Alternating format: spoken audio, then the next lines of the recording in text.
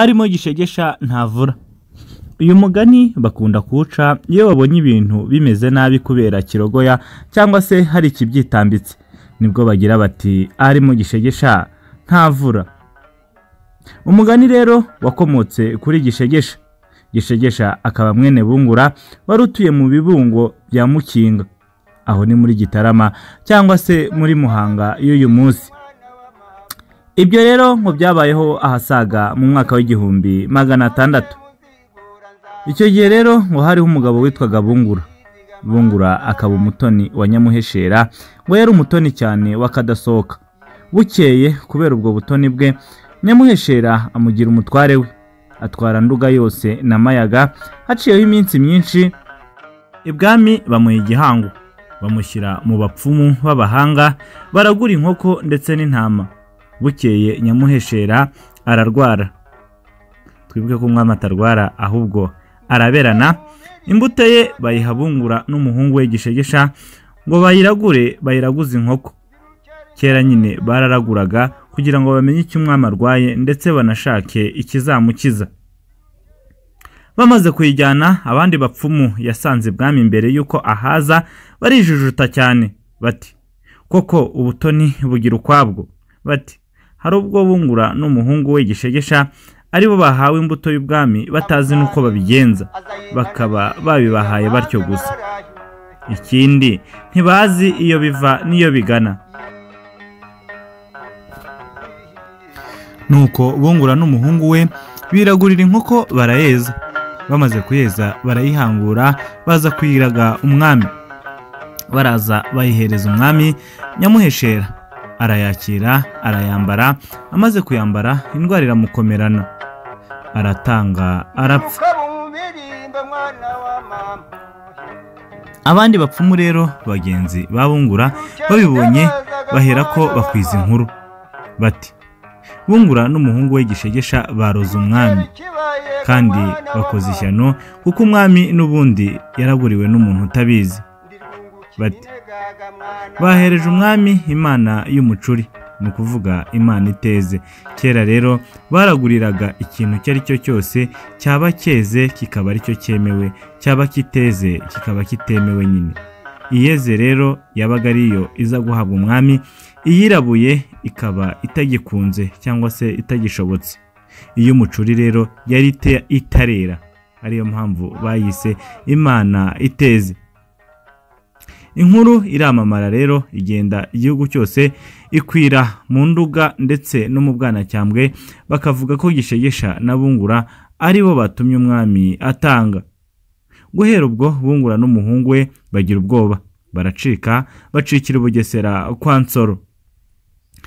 Bagezeyo bahakwa na Nsoro, bamubwira ko bacitse u Rwanda kandi ko bari abatware b'umwami, ariko bamuhisha icyo bazize.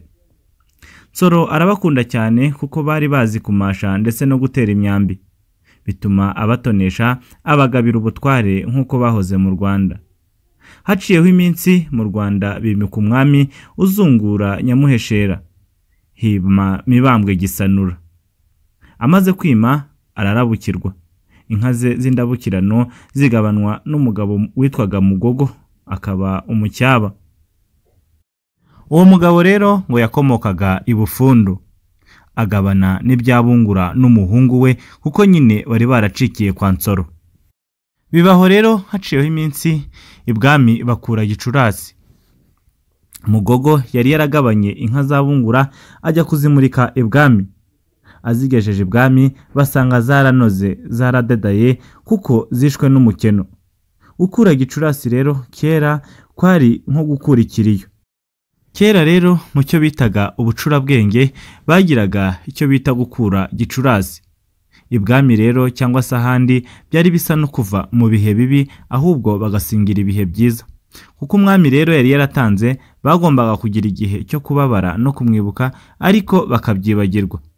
Uwo munsi rero bari bakuye Gicurasi. Kuri uwo munsi rero nibwo wa mugabo Mugogo yari yagiye kumurika inka ibwami.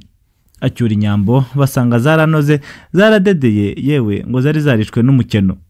Inshuti za Bungura rero ziboneraho kubwira ibwami ziti izi nyambo ntizigende zipfe.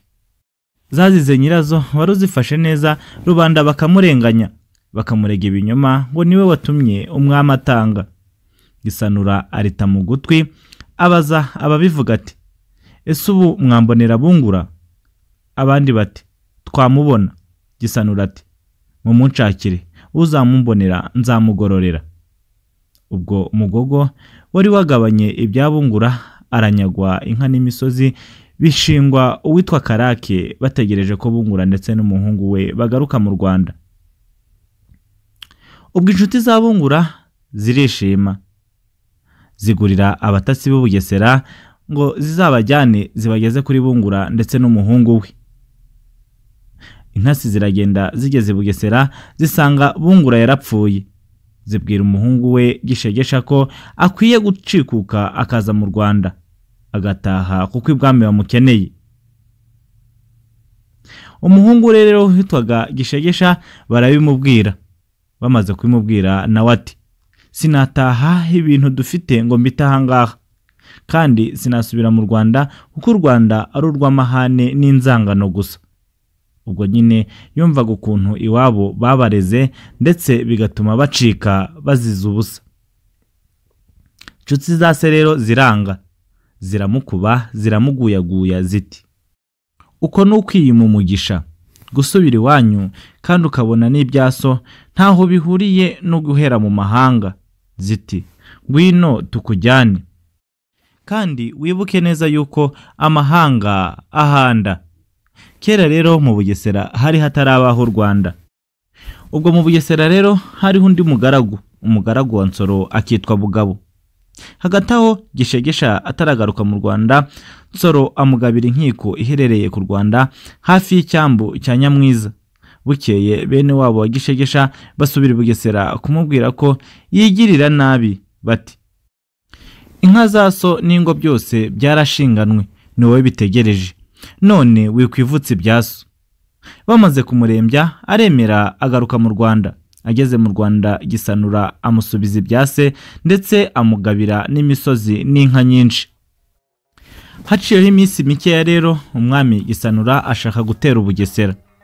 Gishegesha ati, ndabajya imbere mbereka inzira igana mu Bugesera kuko ndahazi cyane. Abanyarwanda baratera, bambukira mu cyambu cya Nyamwiza hamwe Gishegesha yayoboraga. Batungukira mu gihugu cya wa mugabo witwaga Bugabo, akaba umugaragu wo kwa Nsoro. Bahageze banyaga inka zose zo muri icyo gihugu, yewe ngo barazikukumba, bacyura iminyago ndetse bacyura amatungo magufi n'abana n'abagore.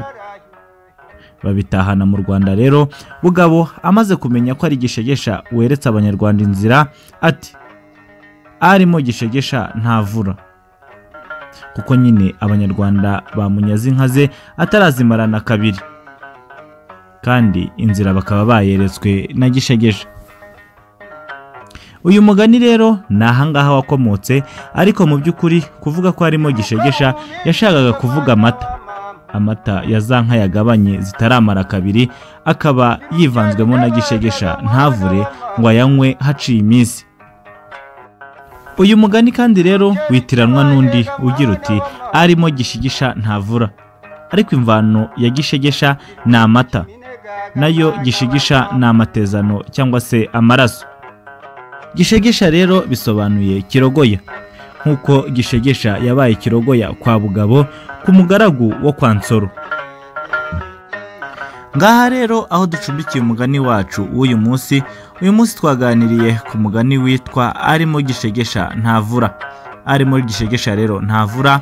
Gishegesha twumvishe ko ari izina ry'umuntu, naho arimo ni amata, yabaye Gishegesha nyine kuri uriya mugabo witwaga Bugabo.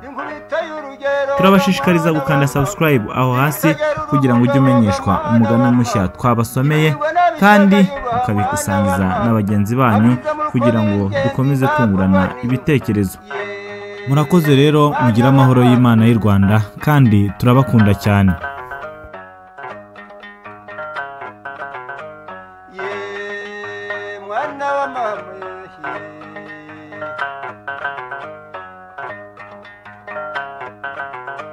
Ndimazi umuhanye mwana wa mama, ndirukera ikibaye mwana wa mama